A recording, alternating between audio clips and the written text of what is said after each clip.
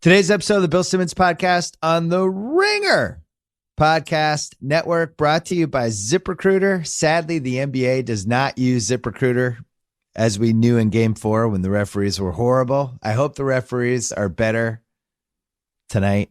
I think ZipRecruiter would have done a better job finding them. 80% of employers who post a job on ZipRecruiter get a quality candidate within a day. My listeners can try it for free at ZipRecruiter.com/BS. Meanwhile, Rocket Mortgage by Quicken Loans wants to help you whether you're looking to buy your first home or your 10th. They'll give you a transparent online process and the confidence to make an informed decision. Get a real mortgage approval in minutes. Adjust the rate and length of your loan in real time. To get started, go to rocketmortgage.com/Bill Simmons. Equal housing lender, licensed in all 50 states, and MLS Consumer Access.org, number 3030. If you missed Tuesday's BS podcast, we had Allison Herman, Lindsay Zoladz, and Katie Baker to discuss a very bizarre SNL season, best TV shows, a wacky NHL playoffs, and Childish Gambino and Kanye West. That was an action-packed podcast. I'm pretty sure that's the only one that combined all of those topics this week into one podcast. If you want to check out theringer.com, Justin Vera wrote about LeBron James. Justin Charity wrote, "Can anything bring down R. Kelly?" Probably not. Shea Serrano did the yeah but arguments for the 2018 NBA playoffs. There was an exit interview for the Utah Jazz. Whole bunch of good stuff. And if you want to hear instant reactions to tonight's Sixers Celtics game, the Ringer NBA show is going to be live right after the game on Twitter. Go to @Ringer. Chris Ryan and the gang will be reacting. Chris Ryan hopefully will not be in a coma. Hopefully he will be coherent. We'll see. His Sixers facing elimination. And we'll be on Twitter, and then we'll run that on a podcast right afterwards. So I was sad to miss. We had all of our NFL people in the LA offices this week having meetings and stuff. I was sad to miss it. Robert Mays was all gushy afterwards. He really had a good time. Shout out to Mays. Shout out to all the LA people. I'll be back later this week after this Game 5. Coming up, David Griffin, who has never been on this podcast, but I think has been on every other podcast, as well as JackO, because Yankees-Red Sox heating up. But first, our friends from Pearl Jam.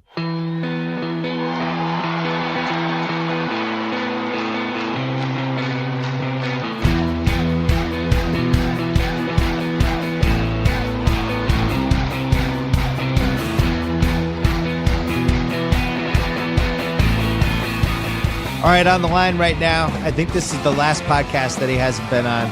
David Griffin, former Cavaliers GM, media mogul. I don't know, he's got 19 gigs all of a sudden. It's a pleasure to have you on. How are you?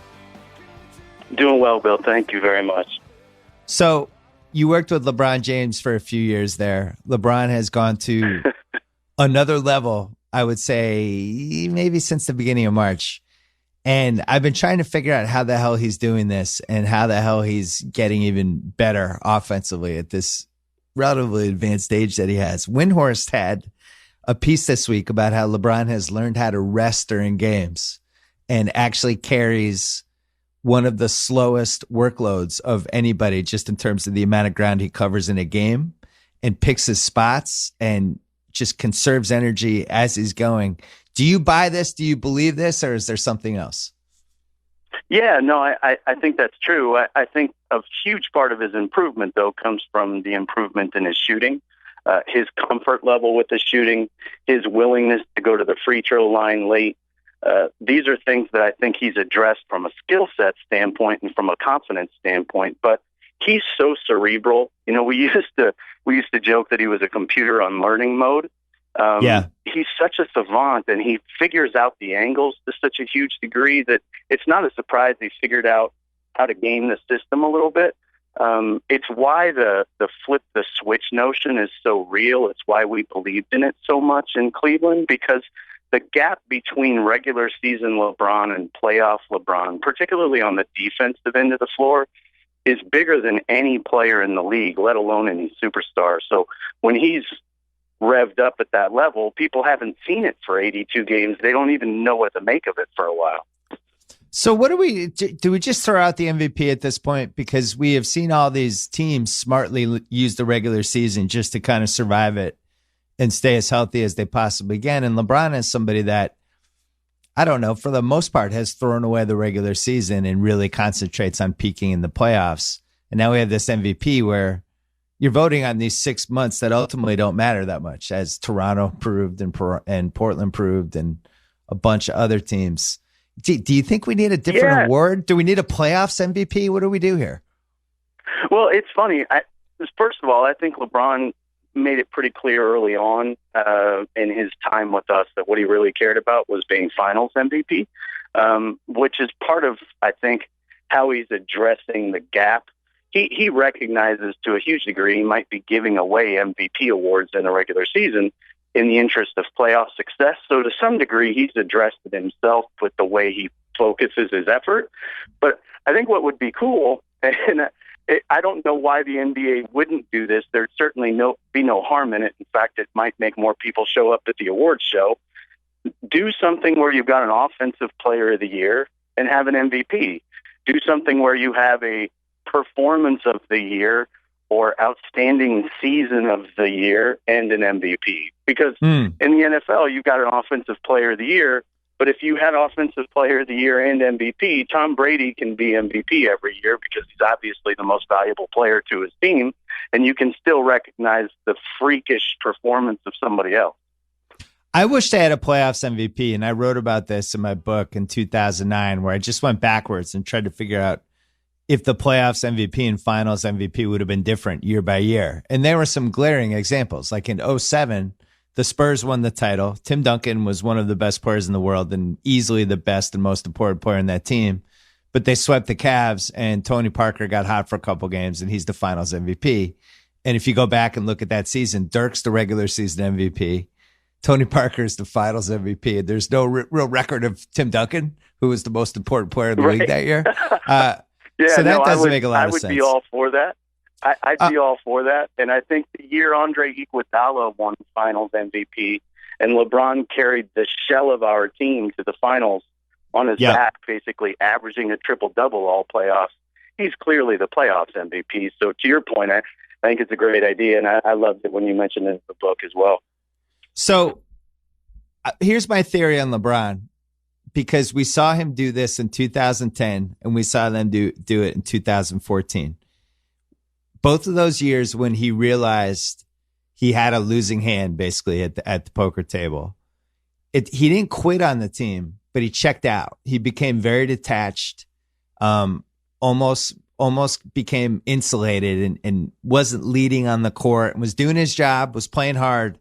But there was something missing, and you could see it. You could see he wasn't clicking and connecting with the teammates. And you could see it's almost like he was putting up this invisible guard. And he definitely did it in 2010 and 2014.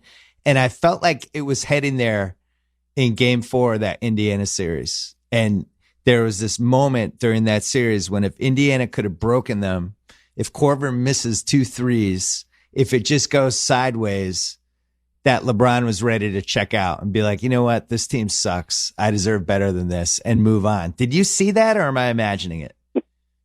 No, it's funny. I wasn't there in Cleveland in 10, and obviously from a distance looked at the situation.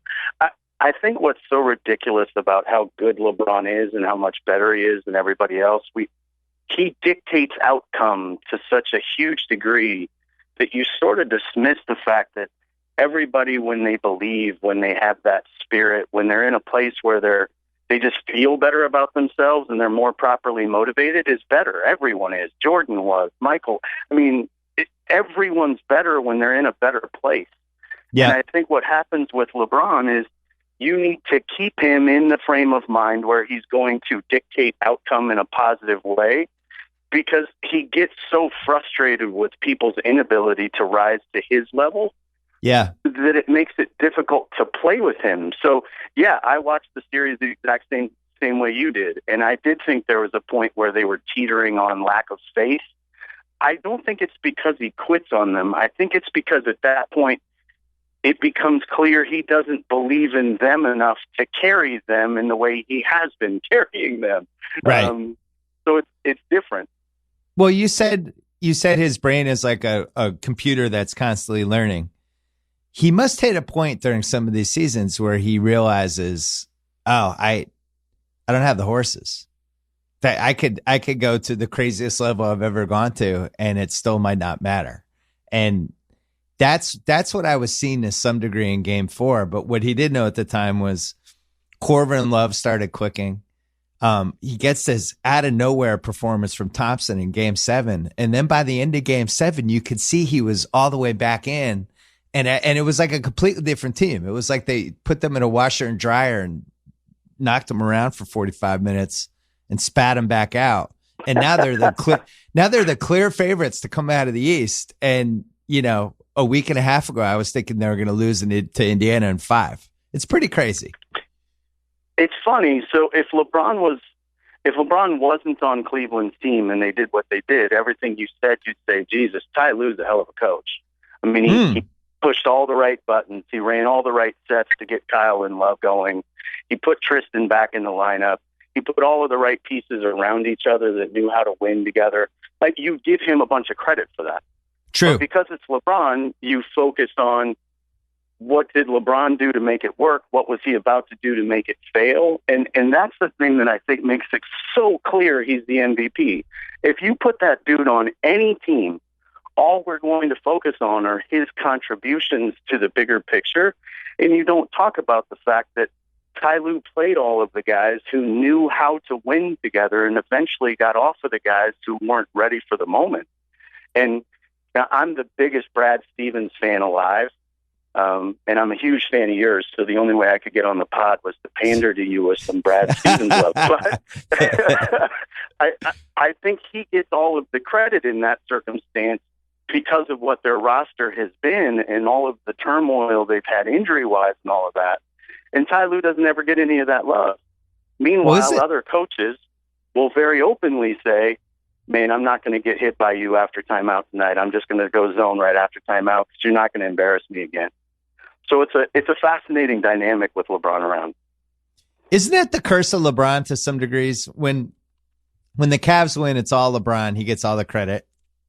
And when the Cavs don't win, it's everyone else's fault. It's the coach's fault, and it's his teammates. And this guy, it's like he has this built-in, it can't be his fault if they lose because he's LeBron. But I think that's a really tough position to be in, not only if you're the coach, but I think we've seen guys who just couldn't handle it. Like a lot of the guys they traded this year and some guys in past years really seem to kind of fold from that constant pressure of, I basically can't win. I just have to survive, right? Yeah, and I think that's the same with any true great. Like, people thought I was crazy when I said the thing about feeling like I was caretaking for the legacy of Babe Ruth with LeBron. Well, look, when you cut through all of it, when you look at the history of baseball, you talk about everything that Babe did, and Babe won all these games, and Babe did all these things. You don't talk about who was his catcher when he was pitching. You don't talk about the things that contributed to his success. You talk about his greatness. So I think that's always happened with truly great players. And in this day and age where everybody wants to anoint everyone a superstar, we've lost sight of the fact that there may only be one or two in every sport that dictate outcome like that. So, yeah, it's 100%, I guess, that there's a curse of being with LeBron. It's that he's going to get all the credit.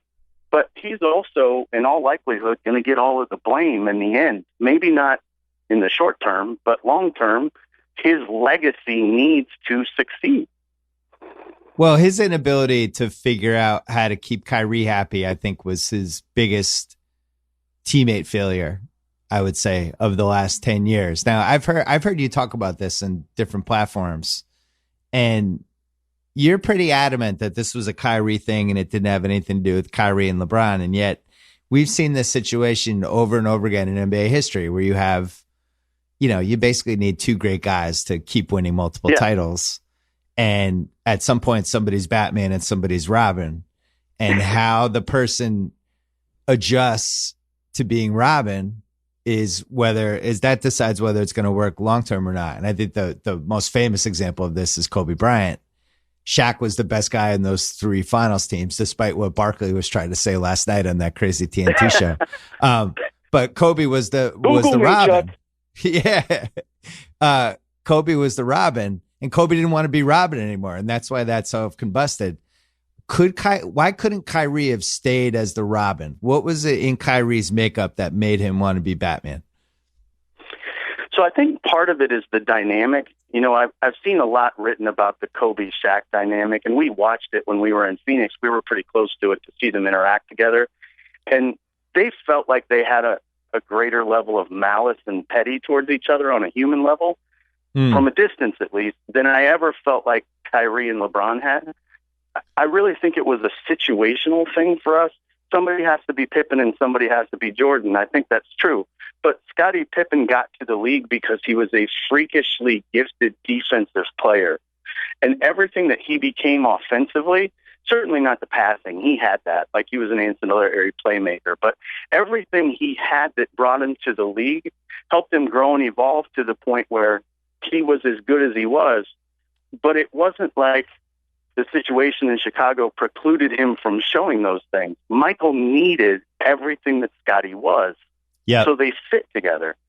And I think the fit of LeBron and Kyrie was difficult because Kyrie was so good offensively. He'd been carrying the load offensively for a bad team, hadn't been raised to understand how to lead and help you win necessarily. He hadn't been given that opportunity yet. And just when we're going to be good, LeBron shows up and it's his team. So he never got the chance to take like the natural progression in his career where he had to try to carry the load and see how good he could be. And he really wanted that. He'd been doing it on a bad team. He wanted a chance to do it on a good team. And it wasn't about being the man. It's how good can I be? What am I capable of? LeBron can score. He doesn't need me to score. LeBron can make all the passes. He doesn't need me to do that. I'm not a better defender than he is. So I think you get to the point where the fit and the need LeBron had for Kyrie wasn't going to allow him to become Scottie because he didn't need Kyrie to fill in the gaps necessarily. Now, Would it have been better situationally? He didn't fill in the gaps. Would it have been better if they could have tricked each other into recognizing, hey, look, just make it until we get to the finals and then you take over? Yeah, that would have been great, but I just don't think that's a very realistic outcome when you're talking about guys as talented as those guys. Yeah, I was surprised that when he got to Boston, and I obviously know a lot of people in the Boston organization, I think all of them were surprised by what an alpha dog Kyrie was and how similar he was in personality to KG, which they just weren't expecting. And they were surprised that Kyrie could have lasted in LeBron's shadow that long. He really wanted to be the guy. But I think if there's a basketball, I don't want to say tragedy, but just maybe a bummer for LeBron's career. The stuff Kyrie brought to the table for him in a weird way really did compliment him. Because I think one of the greatest things about Kyrie, and the thing that I was just shocked by watching, I know you got to watch him game in, game out for, I forget how many years, but this is the first year I got to really watch him carefully week after week. And what's really incredible about him is how he doesn't need to be involved and can get involved anytime he wants and can stay at a certain level of hotness and get his shot basically on any play. And isn't one of those guys who needs to score 50 and he was like, oh shit, I'm feeling it tonight, I'm going to go for 70. He just doesn't care. He establishes whatever he wants to establish on one play in the first quarter to remind whoever's guarding him that he can go to the basket whatever he wants. And then he just kind of gets everyone involved and lets the game come to everybody. And that's kind of the perfect guy to play with LeBron, right? On paper, but it's almost like he was overqualified for it. Yeah, it's funny. He's perfect. And I'll think of it as one of the biggest failures in my time in Cleveland, that I couldn't grow that to a level of individual accountability where they felt that beholden to each other. I think one of the things that really separates Kyrie, LeBron, KG, I think they all have this. They're all superstar talented, but they desperately want to be told what they need to hear. And I think Kyrie really was searching for an environment like Boston relative to Brad, the way he raised that young team. They have such ridiculous personal accountability to one another that in that environment, Kyrie was more than willing to stand off on the side and wait. And I think KG didn't really become KG until he was put in a situation where somebody else would call him out and tell him what he needed to hear. And my role with LeBron was very much to do that. And I don't think I recognized the degree to which I could have impacted Kyrie positively. And we were very close. I mean, I love the guy. And I don't think I realized at the time the degree to which we could have shaped and impacted his willingness to be patient just with the way the environment was being developed. Well, it almost seems like a Brady Garoppolo story, as weird as that analogy is, where Kyrie probably thought, well, nobody stays great for 15 years. Like at some point, LeBron's going to start breaking down a little bit and then I'll become the guy and it'll switch. And it became clear last year that was never happening and that LeBron is obviously going to play until he's 75 years old. And I'm sure Kyrie was probably looking at it like, I don't know if I can do this, but I do think there's a piece to him. I do think there are parallels with him and Durant where part of why they wanted to leave because they knew there was a better basketball situation out there. And that seems weird to say because Kyrie was playing with somebody who's now probably the second best player of all time, if not the first. I have him number 2 or maybe 2A and Russell 2B. But I'm sure Kyrie saw this whole world where, it wasn't just your turn, my turn, and everybody spread out and occasionally I'll get the ball, but it's like I could move off picks. I could do weird things. He probably saw the stuff Stevens did. And once he knew Boston was on the table, he's like, I want to go there. It's a great organization, a great coach. Like, that'll be awesome. I'll be a better basketball player. And I do think Durant was like that too with Golden State. That's a better place for me to develop as a basketball player. You buy that? Yeah, for sure I do. And I think the reason is, certainly in the situation of Kyrie, I don't think this is necessarily true of Durant because he was growing all the time in the environment Russell was part of. But in the case of Kyrie, the situation in Boston fit what he had grown to be able to do before LeBron got there. When we sat down with Kyrie and he made the decision to stay with us, he recruited every free agent that we were going to bring in, and successfully so. Everyone was willing to play with him and was excited to play with him. And we were waiting on LeBron to make his decision. And obviously, LeBron wants to come back. You're going to get the greatest player of his generation. You're going to bring LeBron. But Kyrie was really engaged in building a team around him and successfully recruited Hayward, by way of example, as a free agent. And Trevor Ariza would have wanted to come with us. I mean, we had gotten commitments from a lot of guys who were waiting on LeBron to make a decision. So you're Kyrie. You've been carrying a very bad team. You now re-sign, you successfully recruit a bunch of all-American Team USA kind of players that you're ready to win with. You're going to be the man on that team, and then you're not. So I think his development was stunted from what he was led to believe it was going to be just by virtue of the situation. And that's really unique. I don't think that's true of Durant's situation. And at the same time, I think you're right. Durant had to leave to really be in the situation that was the ultimate expression of his greatness. And I think that's what Kyrie chose to do. I want to keep talking about Kyrie. Quick break. Let's take a quick break to talk about Casper, the sleep brand that continues to revolutionize its line of products to create an exceptionally comfortable sleep experience one night at a time. With 3 mattress models, the original Casper, the Wave, and the Essential Casper mattresses, perfectly designed to soothe and cradle your natural geometry. Not to mention the breathable design helps you sleep cool and regulate your body temperature throughout the night. It's delivered right to your door in a small, how do they do that size box with free shipping and returns in the U.S. and Canada. Rough times for Canada, by the way. Hockey playoffs, they got no hit last night. Raptors are out. Oof. Even better, Casper offers a 100-night risk-free sleep on it trial. Returns hassle-free if you're not completely satisfied. They mailed me a mattress 2 years ago. We've been using it ever since I started sleeping better. It actually made me feel stupid that I didn't care about my mattress sooner. Get $50 towards select mattresses. All you have to do is visit Casper.com/BS Use BS at checkout. Once again, Casper.com/BS. Offer code BS for $50 off your mattress purchase. Maybe nephew Kyle can do that. I think his mattress actually gets up and walks around his apartment at this point. I'm pretty sure my mattress is your old mattress. Oh, is it? Yeah. Oh, we got to get you a Casper mattress. We had that mattress for like 10 years. Check it out. Casper.com/BS. Offer code BS for $50 off your mattress purchase. Terms and conditions apply. All right, we're back.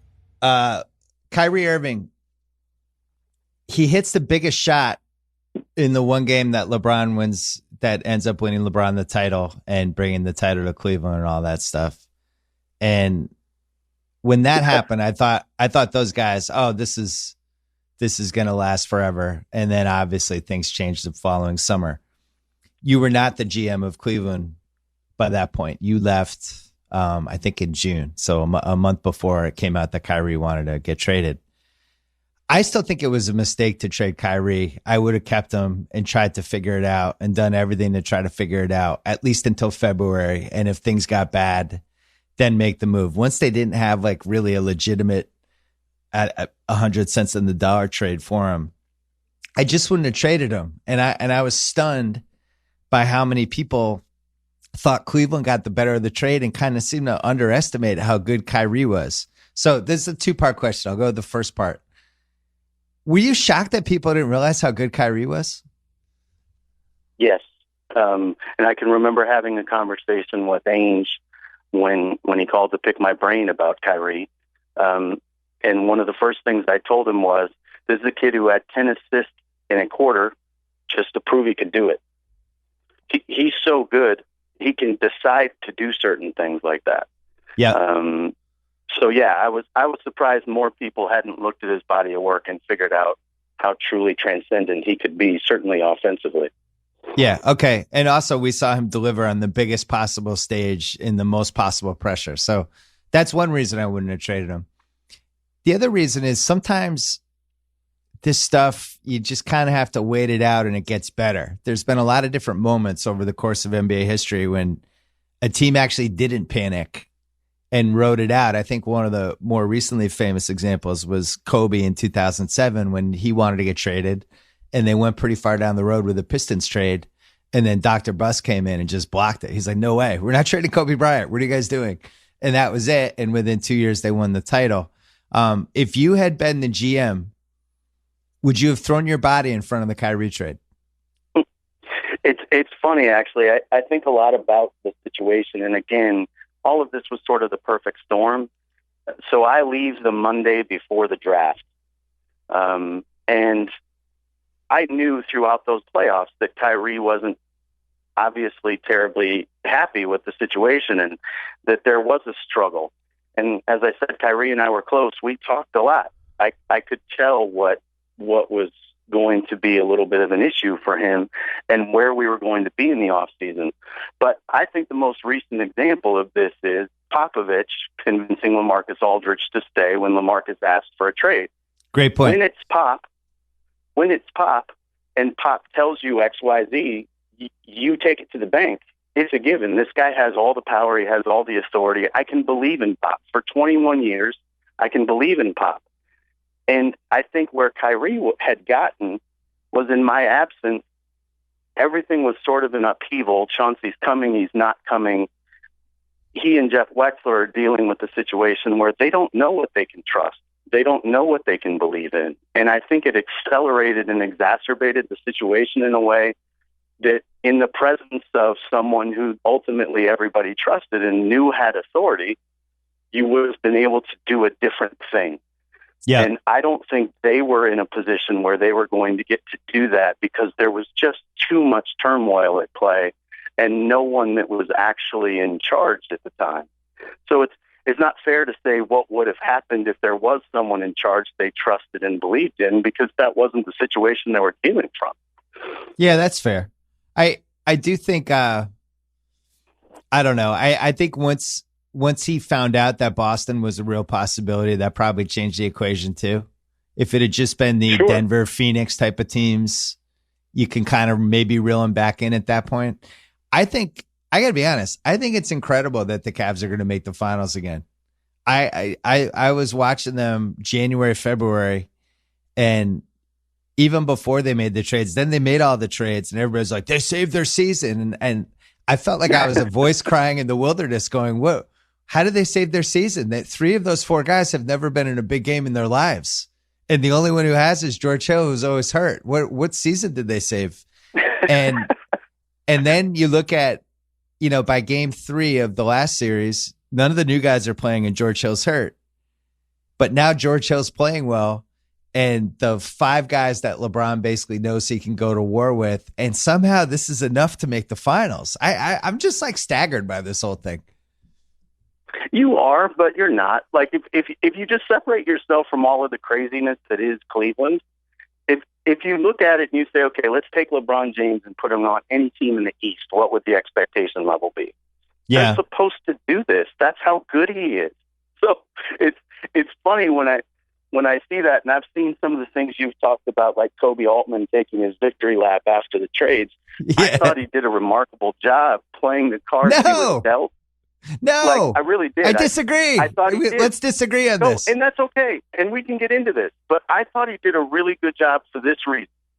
Don't even think about the players he brought back. He got LeBron to buy into the notion of, okay, this team can win. And therefore, he got the LeBron that dictates outcome in a positive way. And that LeBron could be on any team in the league, and he's supposed to go to the finals.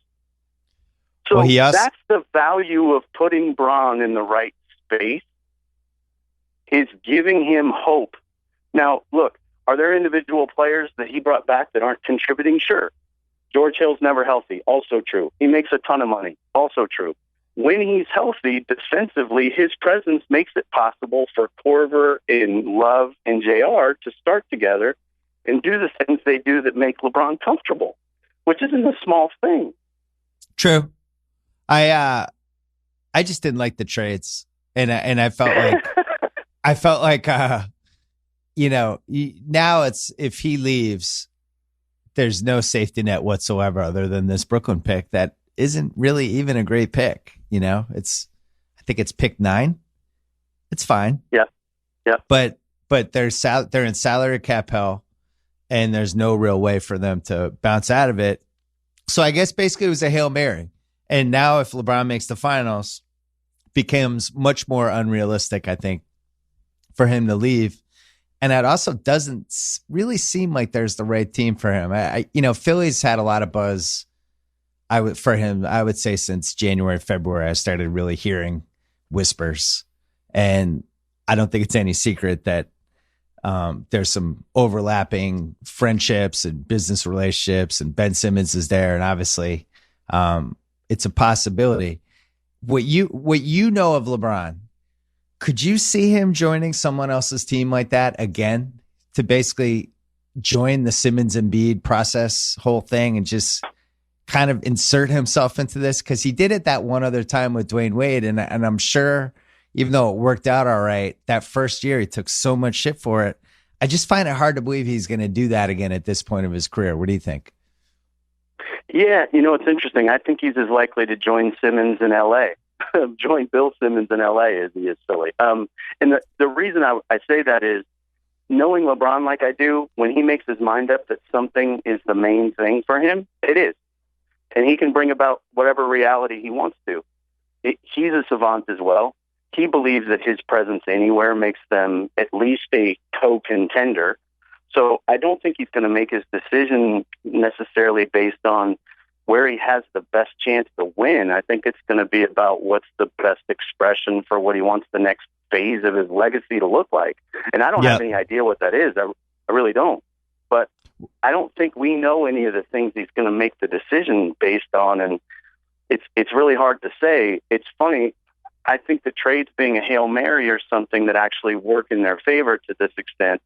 When LeBron's on a 1-year contract every year, you don't get to be long-term sustainable. You don't get to do Danny Ainge. You don't get to play that game. Those aren't the cards you're being dealt.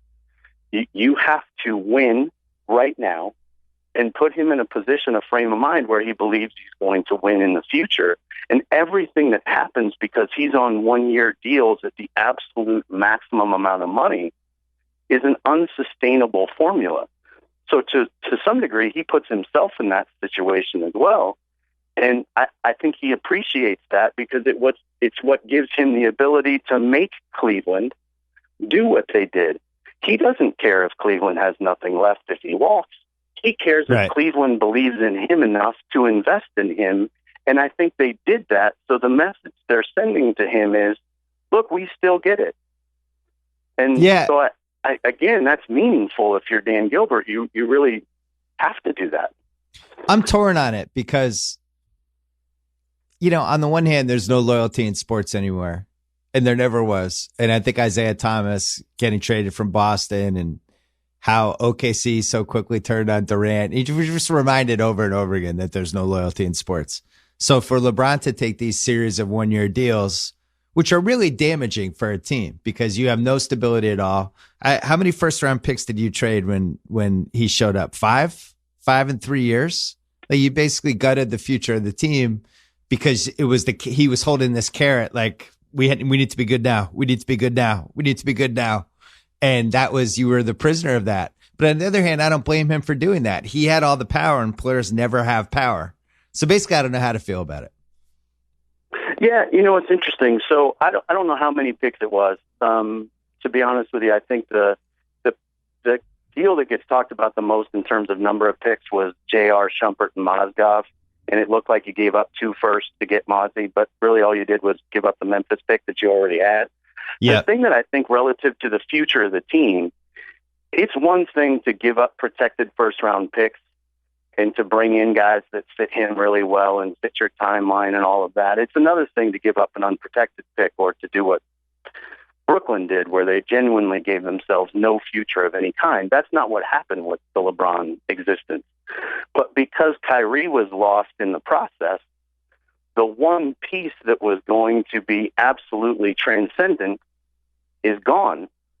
And so now when you're building in the absence of Kyrie, it looks like you really left it barren when the reality is it wasn't that barren. A nucleus of Kyrie and Kevin Love is a playoff team for sure.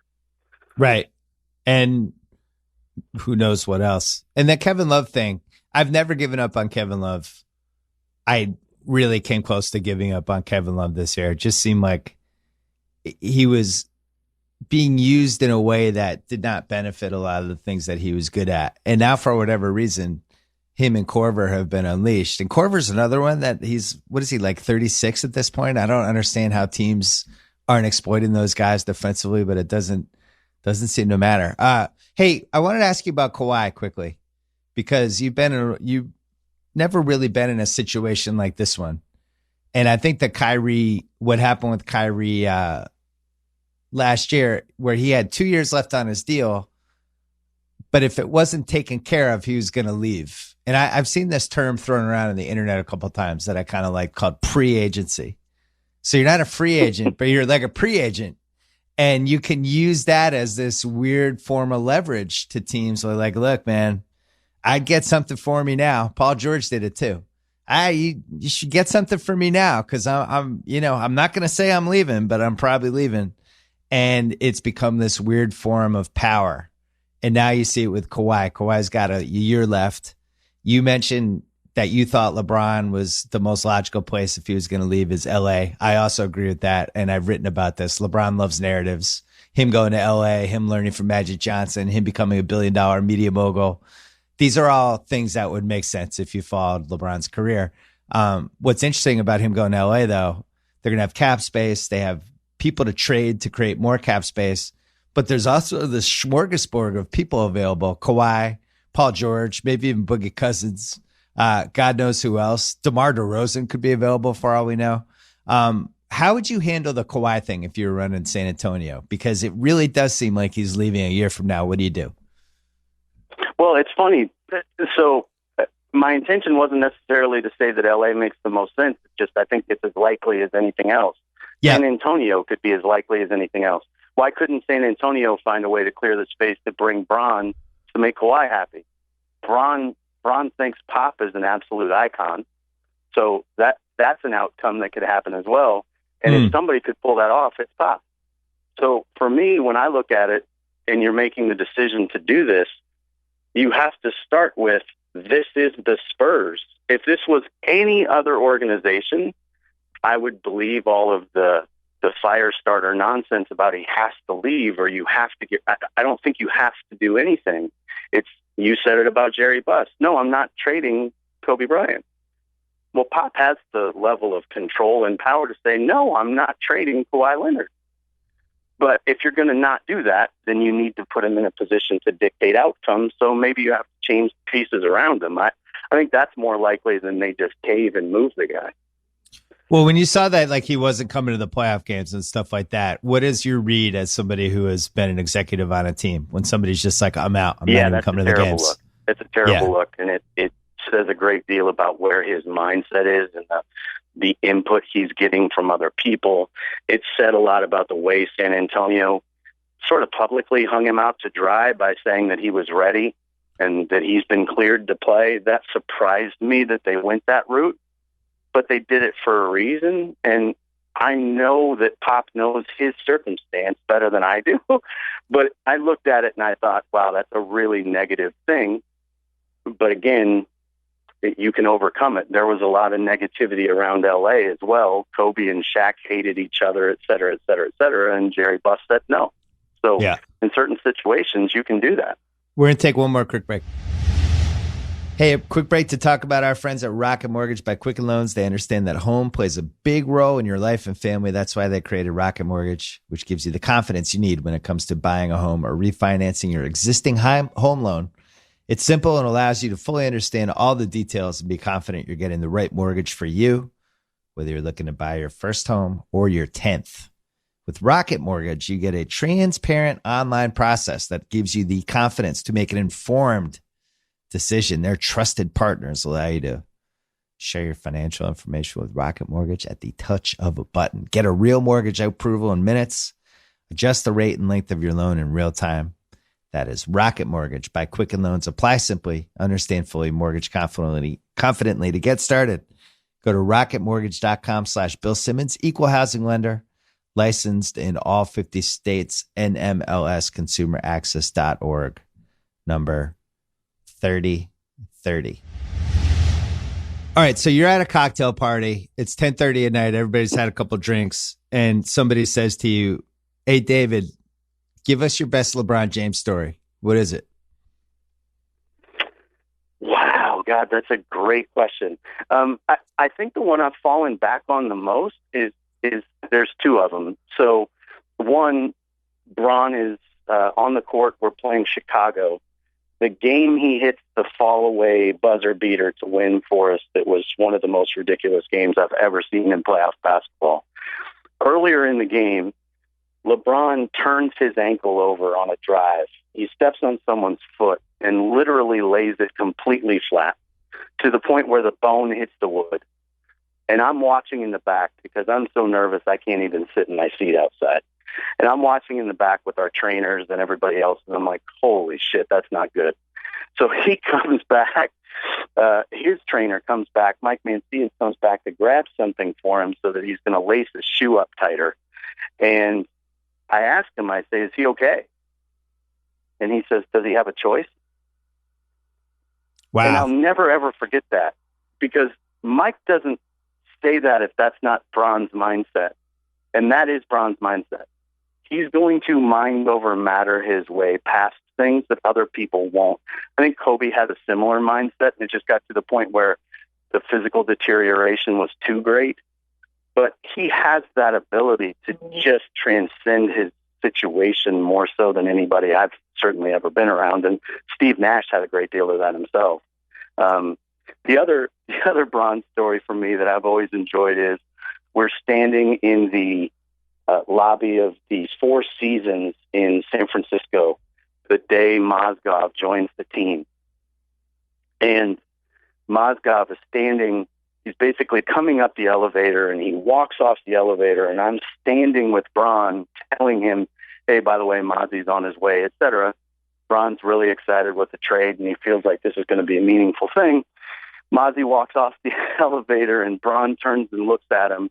And with this joyful little kid kind of grin on his face, he goes, that's a really big dude. And he was awestruck by somebody for the first time I'd ever seen it. And I remember the look on his face really, really vividly.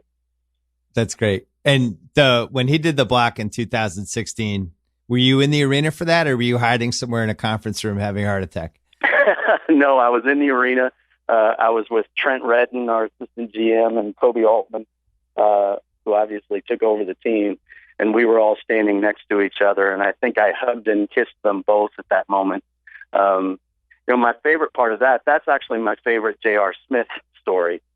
Nobody ever gives J.R. the love for being there and forcing the double clutch that enabled LeBron to recover. But It was one of my favorite things to watch, because in that video, it's almost like he gets posterized doing something very positive. Right. I just wish I had been there. That's probably my biggest basketball fan regret of this decade, was just not being in the house for that chase down block. Because I had been writing since probably the mid 2000s, when it became clear that LeBron athletically was just on some different plane than anybody could imagine. And I remember writing, it must have been like 2008 or 2009, like that at some point he was going to give us like one of the great highlights of all time. And it was just a question of what it was. Was he going to dunk over somebody from the foul line? Was he going to like catch some rebound off the top of the backboard? Like, we just didn't know, but it was clearly going to be something. And I never imagined it was going to be a block that basically swung the NBA Finals, which is and really the best chase down block that's ever happened. And I think that's become his moment. And yet now we're seeing in the playoffs, he's had 2 buzzer beaters already. He made, I thought, one of the all-time craziest buzzer beaters I've ever seen in my life on Saturday, with the running full speed off one leg bag shot. It really does seem like he's hitting this Jordan point that Jordan hit. I felt like in 97, 98. I remember Bird was able to hit this point in the mid 80s where they're just kind of fucking around in huge moments on playoff games. And he's like, he's playing against himself and not the other people. He's like, I wonder if I can make this shot. I'll try this one. And I never remember him doing this before. Do you? Yeah, it's funny. This is actually something, bringing this somewhat full circle. It's something I give Kyrie a lot of credit for, because Kyrie was natively like that. He loved to make left-handed finishes that seemed circus-like, that he had no reason to have to use, but he would anyway. And he would do it in practices. He and Shump would play one-on-one endlessly after practice, doing things like that. And LeBron sort of got into the routine of doing these weird one-legged left-handed sort of things, finish with spin for no reason. And I think Kyrie, in a weird sort of way, really made LeBron start to think about, you know what, there's more than I'm capable of doing. I don't have a left-handed runner. I can't spin the ball off the glass. And I think Kyrie's talent and knack for doing things like that challenged Bron, and Bron saw it and went, I want that. And he's so damn good, he can incorporate it into his own game. And to me, maybe that's the best LeBron story. There's literally nothing you can show him that he can't do. There's no play you'll run against him he can't name, and then go out there and teach your players how to do it better than anybody else. I watched him. It's funny, you said the thing about not being in the gym, and it's one of your big regrets. I don't think I took a breath for a minute 45. I mean, it was agonizing, that last period of time in that game. But I was also in the gym when I watched him on the floor against Toronto tell Patrick Patterson where he was supposed to go on the play they had called out of timeout late in the fourth quarter. He's like, no, Pat, you're supposed to stand over there and you're going to pin down for DeMar over here. Wow. That's hilarious. That's who he is.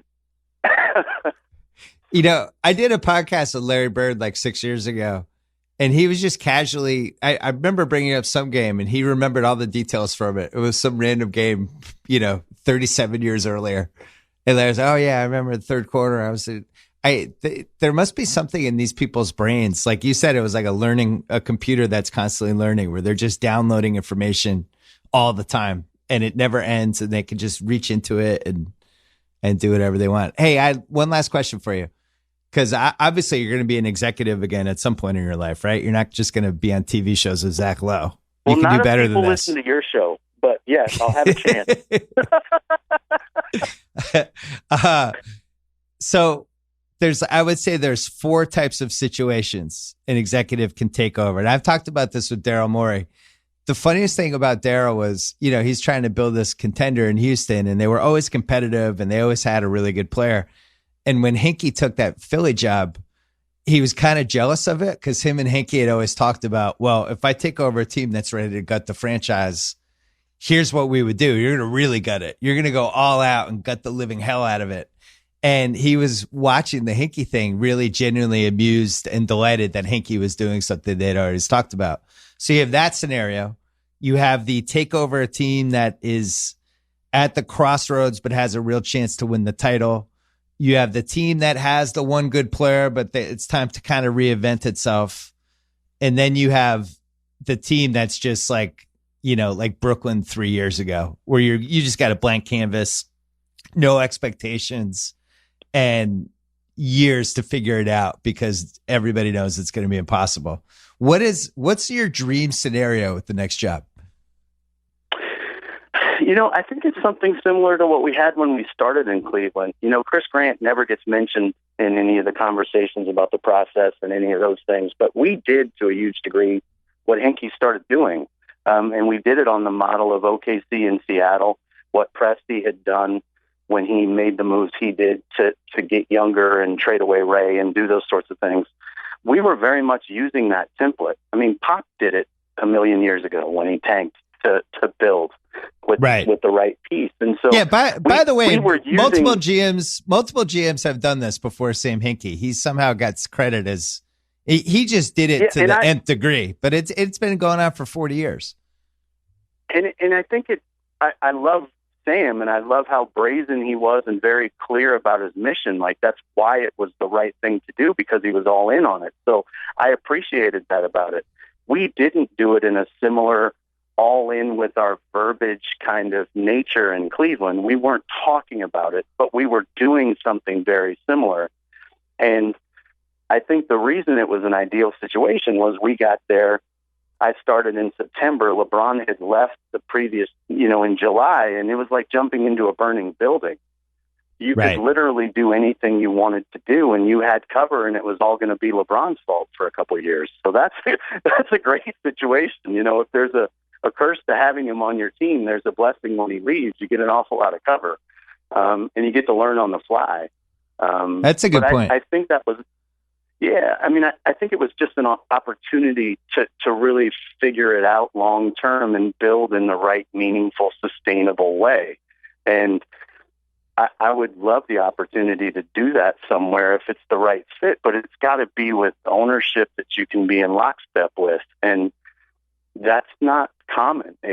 It's more and more difficult to find the right fit for yourself. I can't preach fit with all of the pieces on the court and not invest in the same thing as a human being. So from a leadership standpoint, you just need to be in a situation where you can have the runway to do the right things over time. And that's not what the Cleveland situation certainly was. So holistically, you'd like to get a chance to do it the right way once, I suppose. Yeah, what's funny about the NBA is we have a clear roadmap for how this should actually work. We have certain teams that are successful year after year, and they're successful because they have good players, and they also have an organization / ownership that's in lockstep with each other. I look at a team like the Celtics. They've had the same owner since 2003. They've had the same GM since, I think, 2004. And his right-hand man, Mike Zarin, has been there for the last 10 years and has turned down a bunch of real GM jobs. They've had the same president since the mid-2000s, Rich Gotham. They've had the same CMO since God knows when, my buddy Sully. And it's basically the organization never changes. I saw them at the Philly game. It's like it could have been 2005. It would have been the same people. And to nobody's surprise, that's one of the best-run teams in the league. And then you look at these other teams, like, would you ever in a million years, if you were a rich guy who owned an NBA team, would you ever in a million years make somebody the coach and the GM? Would you ever do this? It's a formula that doesn't work. The word unicorn is far too overused, but Pop really is.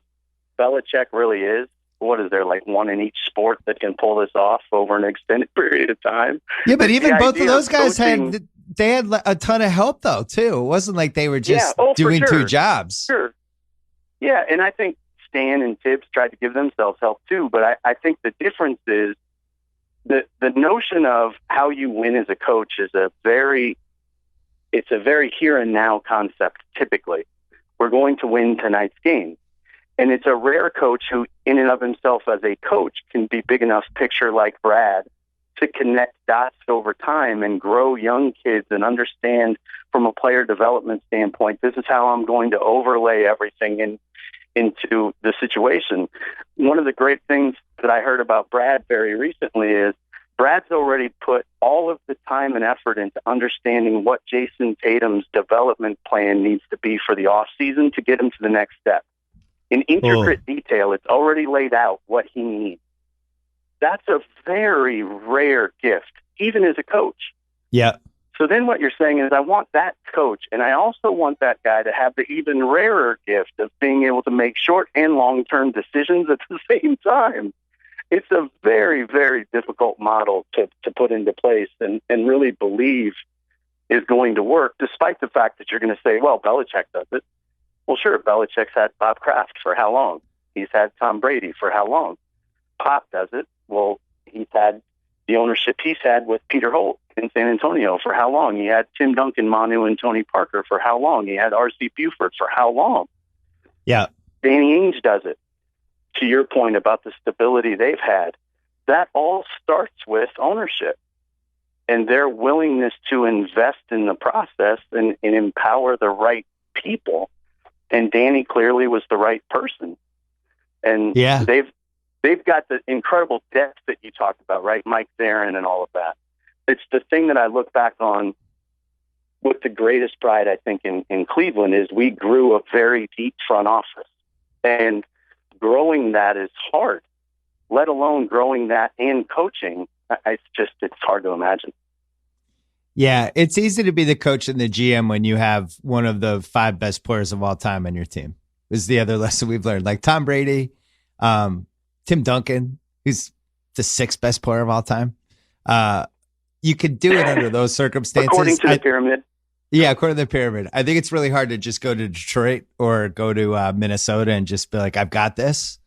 But I get it. Like if you're a coach, you want to have the most power you can have. But at the same time, I think a coach and a GM should look at a team differently. Coaches are too reactionary and they're too close to it. And it's the GM's job to, be parachuting from above and going, hey, I noticed this. Hey, this looks off. Hey, I think you're too close to it this way. And ideally they should work hand in hand. I don't know. Yeah, I think go ahead. I'm sorry to interrupt you. I think the other thing though that comes into it is you get good at what you practice, right? Why wouldn't running a team be similar? If it's not the skill set you've been honing over time, then it doesn't make any sense to assume that you would natively be good at it. It's you have to do that over a period of time. And in the case of Pop with Duncan, and in the case of Belichick with Brady, it's not just that they're transcendently great players, it's that they allow for leadership to lead them. They're selfless enough to just assimilate into the same level of expectation and accountability that everybody else on the team has. And Steve Kerr tells a great story about Tim Duncan. When San Antonio won the championship, they're coming off the title. Tim is coming off being finals MVP. They're at training camp the next year, and Kerr and Judd Bushler are walking down the ramp of the parking garage. And they had just parked their cars because they weren't staying at the hotel that Pop required everyone to stay at for training camp, right? So they're doing it at their own facility, but Pop has a hotel he makes everyone stay at in San Antonio. Those two guys are veterans with families, so they don't stay at the hotel. They park their car, they're walking down the ramp, and they see Tim Duncan, and Tim says, hey, guys, what are you doing? He said, well, we just parked. We're walking to practice. He said, parked, you're not staying at the hotel? And they said, no, Tim, we're staying at home. Tim said, you can do that? Oh. Steve and Judd said, Tim, you're finals MVP, man. You can do whatever you want. It's unbelievable. I don't know how Pop does it. I've told this story in the podcast before, but I was doing TV once with Avery Johnson, and he was hosting Countdown for somebody, and it was a Spurs Clippers game or Spurs Lakers, one of them. The Spurs were in town, and Avery Johnson gets a call. We were going to go get a drink with him, and he gets this call from Pop. He's like, "Sorry guys, I got to cancel. We got a team dinner." And Jalen and I are like, "What do you mean a team dinner? You're not on a team." And he meant the Spurs, and it was like, Pop. No matter how long you've not been on the team, Pop's like, "We're going to dinner tonight. You're coming." And Avery Johnson, it was like he was still a player. He's like, "All right, I'll be there at 9:30. I got to cancels all his plans," and he goes to eat with the team. But I think that's what he's built, and I think it's something that I think Stevens has a chance to do. Especially, I think it's much harder in this day and age with the roster turnover you have, and I'm not sure we're going to see a lot of Tim Duncan on the same team for 20 years moments anymore. But it's pretty cool when it happens. Prediction for the finals, quickly.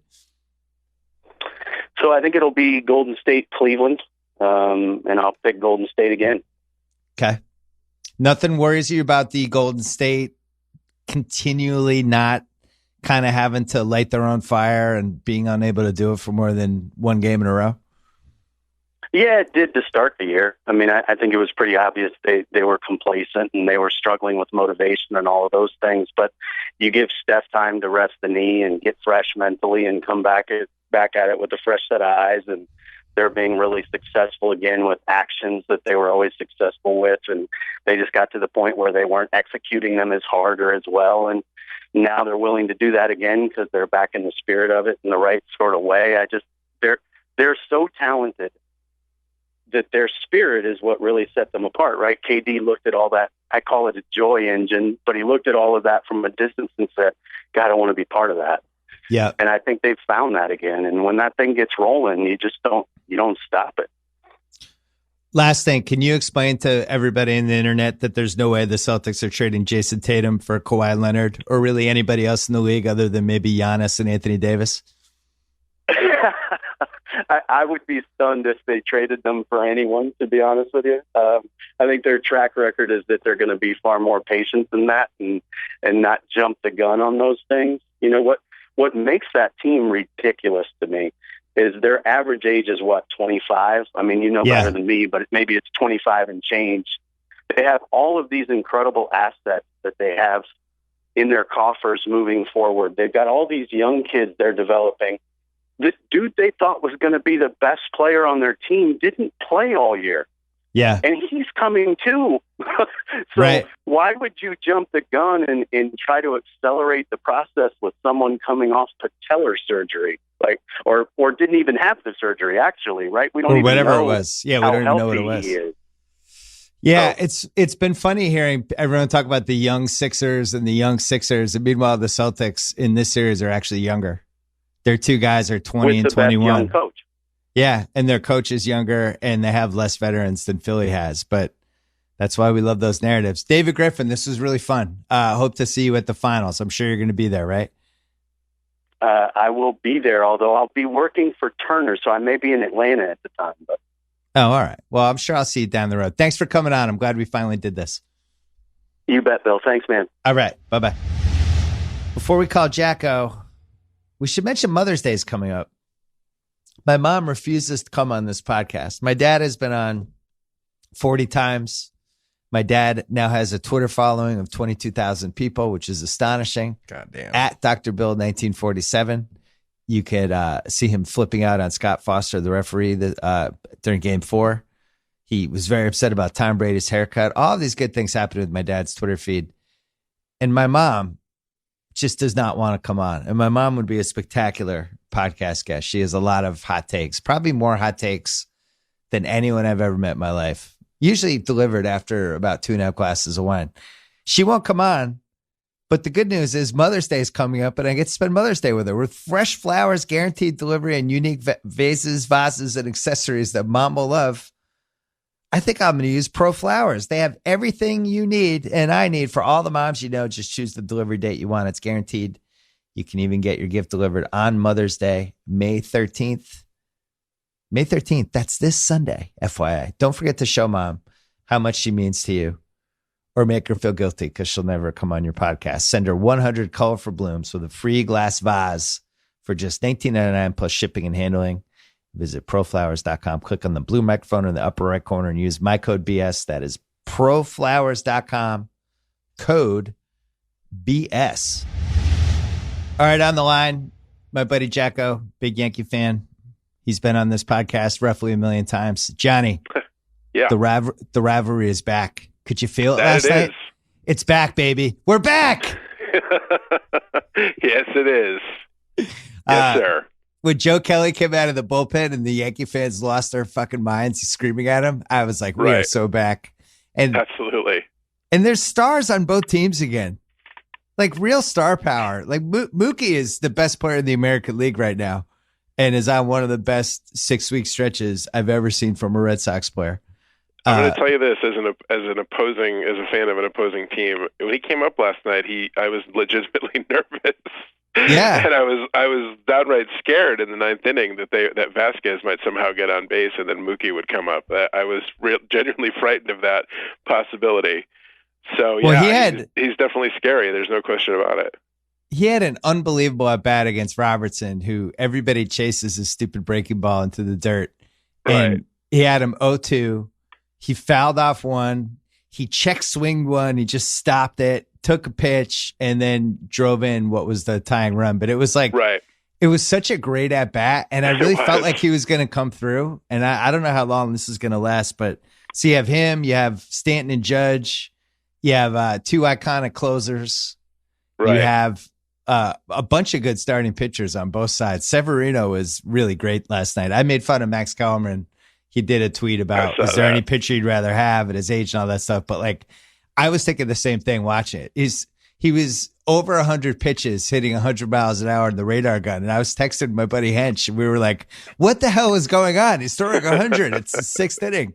The funny thing is he wasn't even that dominant. He was better the previous game where he was again throwing 99 or 100 at his 100th pitch. And watching the Yankees broadcast last night, Michael Kay said it's like a golfer like shooting your age. You know, that could he throw 100 at his 100th pitch, but then he threw a changeup, I think, for 90, so it didn't happen. But yeah, he has an incredible amount of stamina, which you don't see, where he can still hump it up at 99 or 100 when he's in like the 7th, 8th inning. It's crazy. It felt like an old school crowd last night too. Like everybody was up on every 2-strike count. It really kind of felt like the old Yankee Stadium. I know it's not, but I did have that vibe on my television set. Well, I watched the post game on both channels, and both the Yankees broadcast and NESN. The beauty of living in Connecticut is you get to watch both. And Alex Cora was saying like he felt that the stadium was like it sounded like it did in the postseason when he was there as the Astros bench coach last year, that it was that loud and that raucous. And wow, I mean, you got the sense even on TV when Joe Kelly was warming up, it was going to be like a Roman Coliseum situation. Like, give us Joe Kelly, send him in. That crowd wanted blood, you know. I was worried because the Red Sox announcers made the point that Joe Kelly is definitely an adrenaline guy.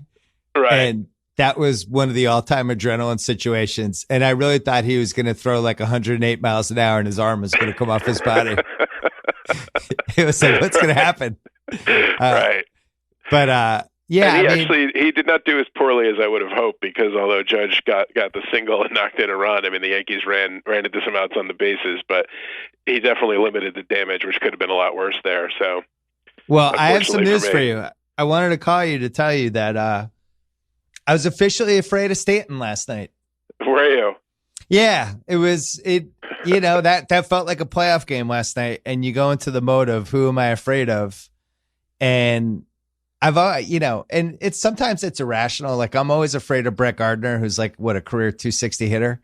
Yeah, but and he's been awful this year. And he's been awful this year, but for some reason I'm still scared when he's up.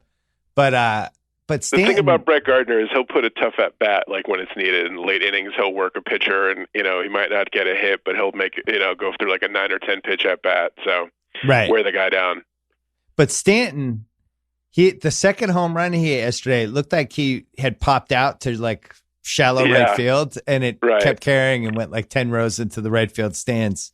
It's pretty frightening when somebody cannot even really get all of a pitch and still put it out. the first home run he hit, like they showed the Yankees bench after the fact, and Judge and CC Sabathia were kind of making fun of his swing because he almost like swung down on the ball, and it was just like this laser beam that went out. It was the oddest swing because it was up in the zone, and he just like it was like a golf swing. He just got, not even a golf swing. I don't know what it was. It just like a tomahawk chop that just went out. It was crazy the way it went off his bat and got out in a hurry. So that's a good sign that he, the guy's just so big and so strong that even on not the perfect swing, he can knock it out. So maybe the weather's warming up and his furniture's there and all's good now, so. It's just comical when those guys come up. They're so gigantic. They look like freaks on the television. I know. Like you're already nervous I'm already nervous watching the game anyway. And then like these giant Paul Bunyan people come up. That's the one kudos I'll give to Joe Kelly, because I remember last year's Yankees team, and if you look at the Yankees, this is before they had Stanton, but like Judge is enormous, CC's a big guy, Chapman's big, Betances is big. And I remember on opening day, we're looking at them when they were all lined up on the foul line, and I'm like, God, no one's ever going to fight the Yankees because they're like a football team. Right. And then this year they add Stanton to it. Joe Kelly is either dumb enough or crazy enough that he's like, bring it on, Yeah. or he's suicidal enough. I'm not sure which, but kudos. That takes guts. You can tell he's Irish, that he's going to take on everybody. So, well, that Tyler Austin is no small guy either. They do have some big dudes in that team. They definitely do. So, and their lineup, I don't know if it's going to last, but it's, the good thing is there's so much talent in their lineup that, Didi, who was the best player on earth a couple of weeks ago, and now he's like 0 for 15. Gary Sanchez, was hitting home runs left and right everywhere, and now he's in kind of a slump, but there's still some other guy that's going to rise to the challenge. Glaber had a huge hit over the weekend, and Andahar was red hot. He's cooled off, but it's like the next man up, like some guy's always there that's going to be hot, and their lineup is just, it's got to be a nightmare for a pitcher to work through because there's no breathers, How old is Glaber? Is he like 35 years old? No, he's What's like going 21. on with that dude? No, I know, 21. but when you see him, he has like this grown man, old guy body. He's got this big ass. He does not look like a rookie at all. No, he looks older than 21, but they claim he's 21. I'll go with that. Hopefully they have that on good authority. I was expecting, because I hadn't seen him until he joined the team. I was expecting somebody who looked like the Bat Boy or something, because more he was baby just like, face, right? Yeah, just like this little kid. And now he looks like a grown ass man. He really does. So yeah, and I mean, the Sox, Mookie makes you nervous, and then the rejuvenated Hanley, that Benintendi, you get a little bit of a break, but then Hanley and JD Martinez make you nervous. And Hall of Famer Xander Bogaerts is always liable to get on base. After that, you can sort of relax a little bit. I got to be honest, that 7, 8, 9 with automatic out Jackie Bradley Jr. and Christian Vasquez, it's really not putting the fear of God into anybody. It's tough because my dad and I not giant JBJ fans, right? And it seemed like there was this window last winter to trade him and get real value. And I don't know why. Maybe I imagined this and it was a dream I had and I just wanted this to happen, or I saw this on the internet, or this was a real thing. But it seemed like there was a chance that they could flip him for Cole on Pittsburgh, or one of those type of trades. Right. Put him with somebody else, and then and it was like, wow, do that now, please. Do it right. Because the other thing wasn't there allegedly like a Puig for JBJ trade offered by the Dodgers? Oh, can we do that now? Can we sign I could for swear that today? that I read about that in the off season, and Puig brings some headaches and what have you, but he could have been an icon in Boston with a big bat and everything. And it could have gone one of two ways. It either would have just been an enormous disaster, or he could have been like a legendary icon, just hitting home run after home run over the Green Monster. But on the Red Sox, beat writers and everything were like, oh, you can't do that because JBJ is so valuable on defense. But I mean, to call him a liability on offense is offensive to liabilities. I mean, he's just an automatic out. That's why when Chapman hit him in the ninth inning, I was like, oh my God, you can throw it up there underhanded. You can't try to get cute and like hit JBJ when he's an out, Yeah, and they have other guys who could play center field, which makes it even more frustrating. The death of the Red Sox catchers this year has been, I think, the strangest part of the season, because other than whatever the hell is going on with David Price, but Vasquez, I don't want to say he was like Johnny Bench in the mid 70s, but he did have good at bats, and I did feel like he was going to come through, and he's been just a sieve this year. He cannot hit anything. And wasn't Blake Swihart a catcher at one point, or am I crazy? he was. Hench and I were texting about that yesterday. Like, we just assume maybe he can't throw to second base or something, but he's got to be better. He was like a highly touted Red Sox prospect, right? Yeah. And I thought he was a catcher, and he was going to be the catcher of the future. And now where does he play? Like infield or something?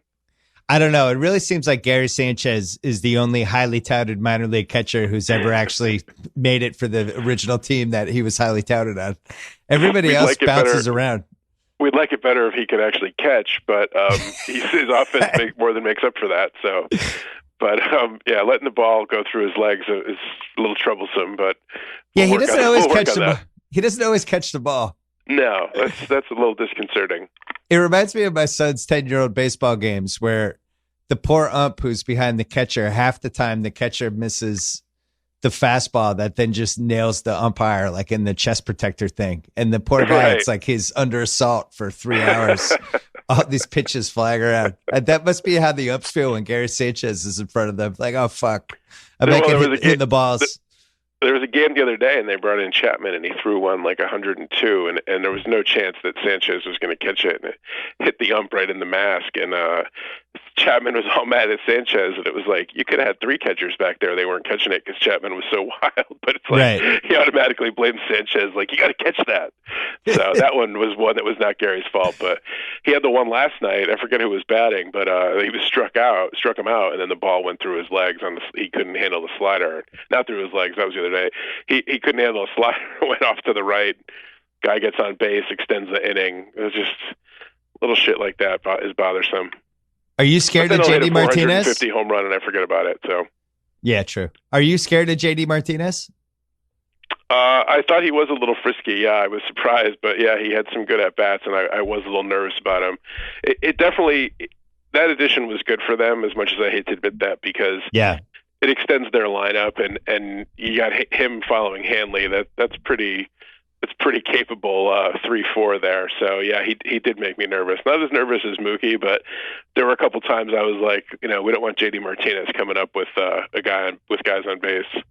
He did have a 4 home run. I think he had a 4-homer game against the Yankees last year or the year before. So, I don't want him to start becoming a Yankee killer. So yeah, he did make me nervous. The problem with Mookie is he's coming up after the end of the lineup, which has been a quagmire, and he's on pace to have like 65 homers and 72 RBI. I know. I was watching the Yankees had a day game the other day, and the Red Sox were playing at night, and I watched some of their game, and then they were talking in the post game, and Cora was like, "Well, we like him leading off because he gets a lot of at bats," but I'm like, "There's nobody on base, though." I mean, that back of the lineup when it turns around again is just awful. Like, if they drop him down, he's hitting everything in the world. He's going to knock in a lot more runs. It seems that would be more valuable than getting him multiple at bats where there's nobody on base, but. It does, what do I know? Doesn't make a lot of sense. So are we tied now? Yeah, 25-10 for both of them. And then you have the Astros at 23-15. Yeah, getting more publicity than the Yankees or the Red Sox. We wrote a piece on the Ringer about it, how incredible their starting rotation is. All I can say is scoreboard. We got like a 3-game lead on those losers. What's crazy is that it's May 9th. There's another, almost 5 months of the season to go. And the American League playoffs, it's basically set, right? It's going to be the Yankees and the Red Sox. One's going to win the East and one's going to be the wild card. The Indians are going to win the Central. And then it's going to be Houston and Anaheim. And one of them is going to win the division and the other one's going to be the other wild card, right? Like, is there any doubt? Well, I think Houston wins the division. Right. And then it's the Mariners versus the Angels for that second wild card spot. All right. So or maybe they get both of them. Actually, I did my math wrong. Yeah, it'll be the Angels and the Mariners in the wild card game. Well, because the wild card it'll be either the Red Sox or the Yankees who don't win the division against. Oh yeah, you're right. So the Angels, Mariners for that second spot. Yeah. Right. My bad. But essentially, like, unless the Yankees or Red Sox completely implode and Toronto was somehow to get back in the mix, which I don't think is going to happen. I mean, it's like May 9th, and you could just pencil in the playoffs right now, right? In the American League. Well, I think yesterday, between getting no hit by the very, very underrated, but not by anybody who's in an American League only fantasy league, James Paxton. Right. And then their closer had like a really bad domestic violence situation. We might not see that guy again. Right. I think Toronto's done. So the Mariners versus the Angels, for some reason, I'm still not 100% buying the Angels.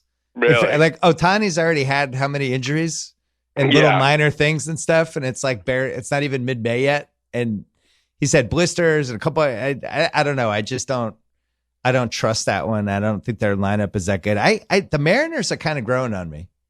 The funny thing is, if you look at the American League, like I looked at the American League Central today, the Indians are like 17 and 18, and they have like a 2-game lead. Yeah. Central is an atrocity. The Twins didn't show up. Baltimore is one of the worst teams in the history of baseball. It's ridiculous how bad if you look at the rest of the American League, it's horrible. Well, that's the thing. The Machado trade is going to be what probably swings the fabric of it a little bit, assuming he gets traded. Depending where he goes. The if they, the Angelos would probably rather trade him to the National League if he could, obviously. But if somebody gets him, that's going to make a world of difference. Yeah, because the Astros, because they have no place to play him. But neither do the Astros. The Astros, right. The Astros and Yankees have no spot for him. Right, which limits the market. Red Sox, right. Him next to Hall of Famer Xander Bogaerts would be great, but we have future multi-MVP Rafael Devers too. We don't have a place for him. Right, he can't play for us. If the Sox were to get him and they say to Devers, okay, you're on the bench now or whatever, but then we're not doing that. Either Machado or Bogaerts has to move to third then, and they both want to play shortstop, so that causes problems. He can go. We don't like him anyway. Stay away from the Red Sox, man. Boston hates him, right? So it's interesting. Literally the American League East, the winner's going to have 120 games, and the loser's going to have 119. The second place team, right? Because I get to play Baltimore 19 times. I forget the Yankees have already started off awful against them incredibly when the Yanks were in the doldrums at the beginning of the season.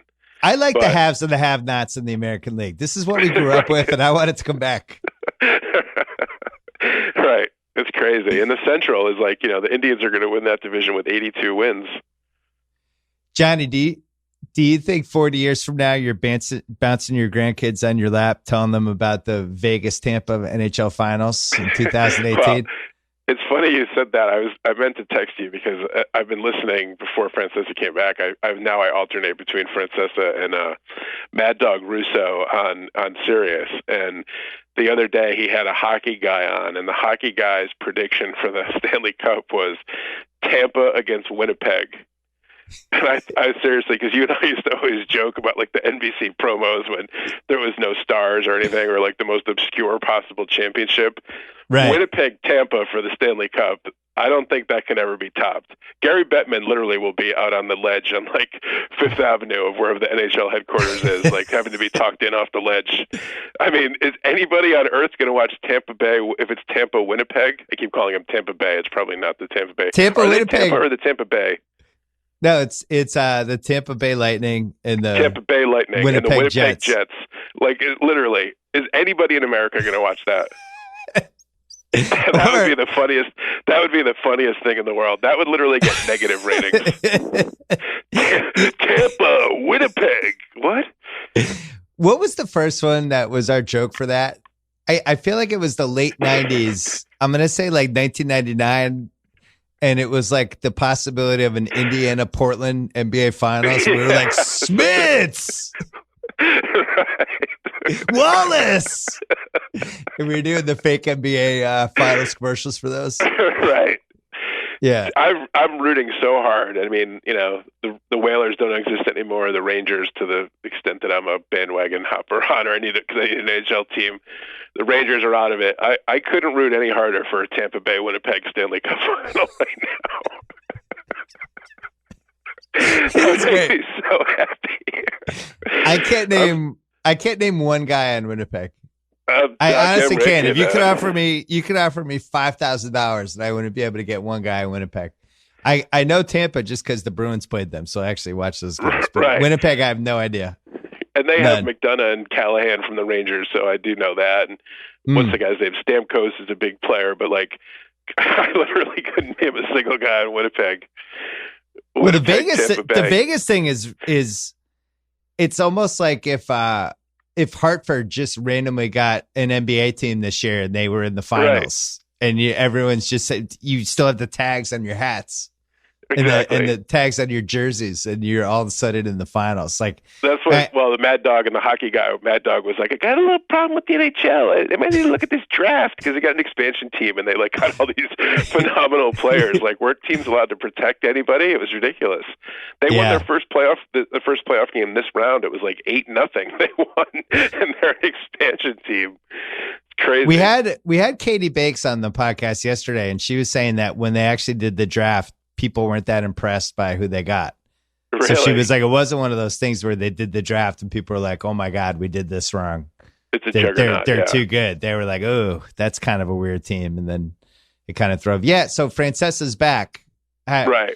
It's been a somber Mike Francesa so far. It has been. I think it's a sheepish Mike Francesa, because when you go out in a blaze of glory and you're burning every bridge behind you, and then you have to go back and rebuild the bridge and crawl back over it, it's got to be tough. And all he does is like hype up this app that's like basically like, what's this app going to do for me? It's going to like change my life, apparently. Like get me up and shower me and get me dressed and put me in a Ferrari or something. Like he hypes the hell out of this app.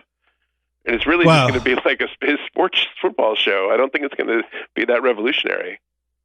I love Francesa. You love Francesa. Me too. I thought it was hilarious when his comeback show, and he's like, I think apps are going to be a big thing. Yeah, right. I think apps. It's like we've had apps for like a decade. Apps. Apple makes like billions of dollars off apps. Right, I think there's this thing coming called apps, and I think they're going to be big. I'm going to go out on a limb and say cars might be better than horses. I think it might finally be time that a car might be the way you go to work. I think there's this thing coming called streaming video. It's going to be huge. Right. It's going to potentially replace cable and satellite. Mark my words. Right.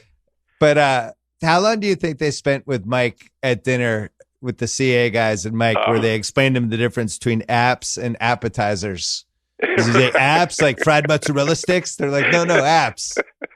I know the apps for your computer, like apps like mushrooms. The funniest thing is that he was on Twitter, as you pointed out to me, and said, he's going to be on Twitter. The first day I'm listening, and he's talking, he's like, I'm going to be on Twitter and Snapchat, Instagram, whatever he's on. And I know he's on Twitter.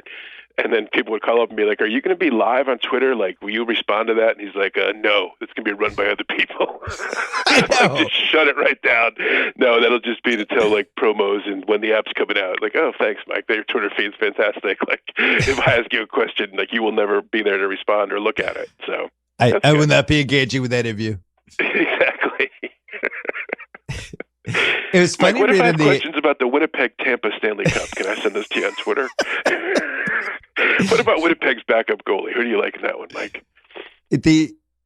They'll probably rig it so that it's Washington Vegas. That's what David Stern would do. Washington Vegas is a fun series, even though nobody even could recognize the Vegas uniforms or anything.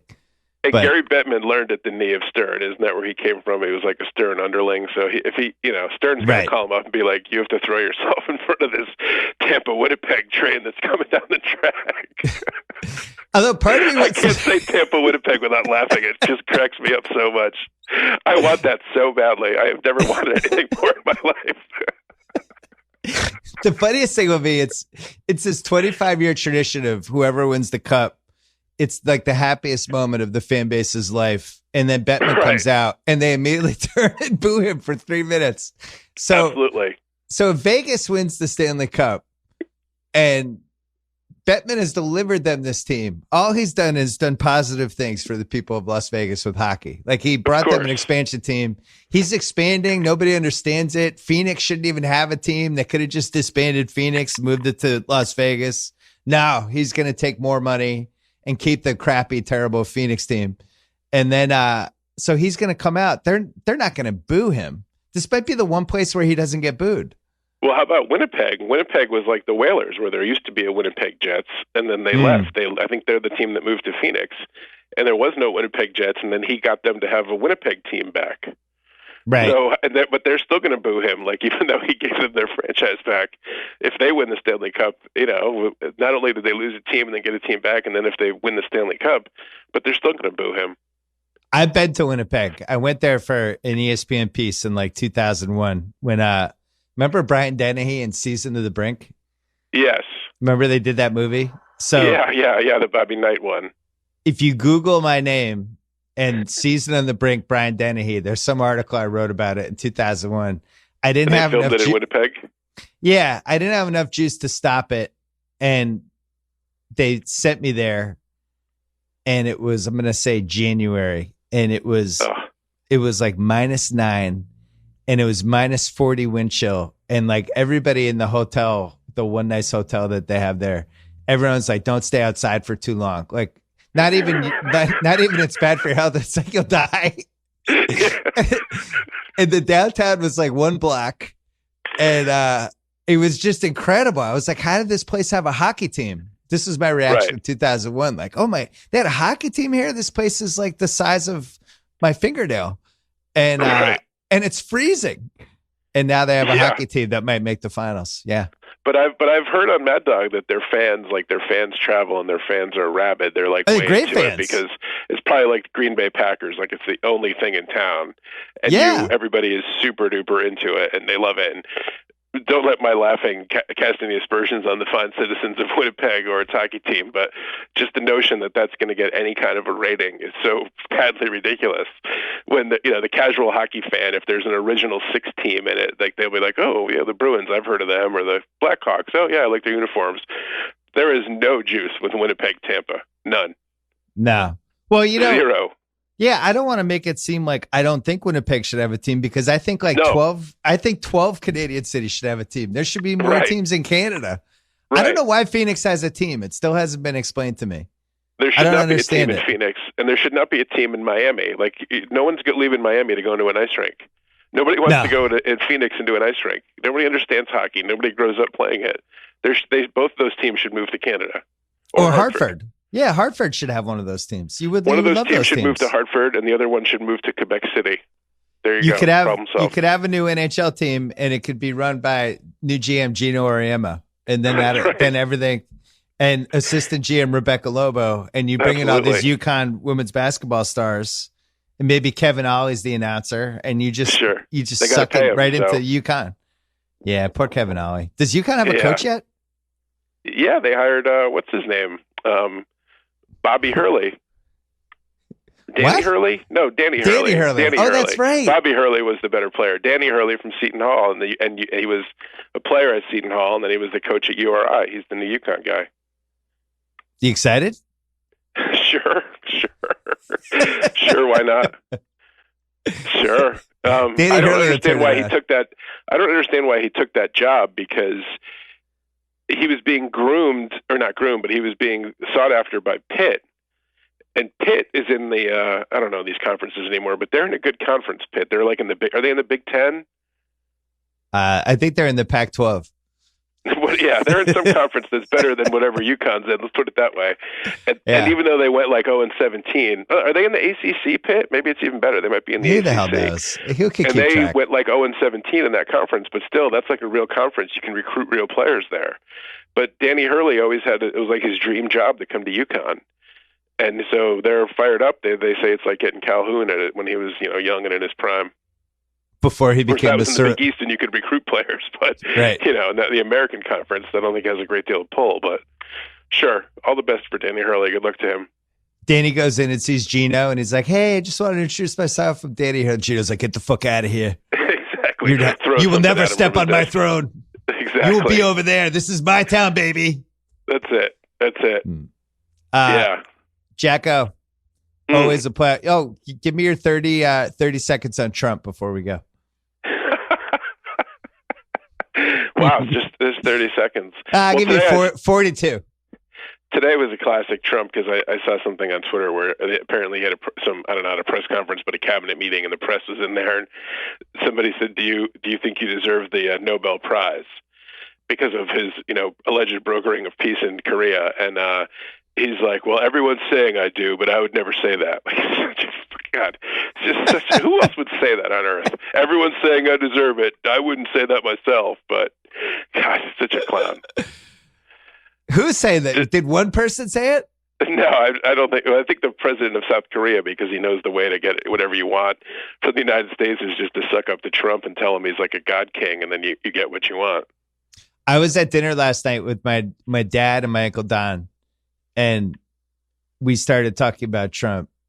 And my Uncle Don was like, it was something about, well, maybe Trump will, who knows, maybe he won't get reelected, and there's only 2 years left. And Uncle Don was like, it's crazy that he's still the president.